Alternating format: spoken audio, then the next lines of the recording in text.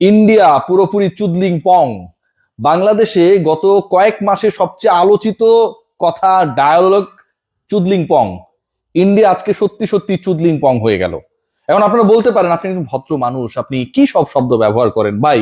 বাংলাদেশের আজকের এই জয়কে আপনি যে কোনো ভাবে যদি ব্যাখ্যা করার চেষ্টা করেন, এবং ইন্ডিয়া যেভাবে হেরেছে, যেভাবে মাস্তানি করেছে, যেভাবে দাদাগিরি করার চেষ্টা করেছে, যেভাবে বডিলি ফাইটে মনে হচ্ছিল যে ফুটবল না রেসলিং খেলতে নেমেছিল, যেভাবে বাংলাদেশি ফুটবলারদেরকে কখনো হামজা, কখনো সমিত, কখনো রাকিব, কখনো মোরসালিনকে যেভাবেই হোক, ওই যে দেখি না আমরা যে সীমান্তের ওপার থেকে এপারে করে মানুষগুলোকে হচ্ছে, সেই স্টাইলে যেন একটা চেষ্টা চলছিল যে বাংলাদেশের ফুটবলারদেরকে আহত করে হলেও এই ম্যাচটা জেতা যায় কিনা।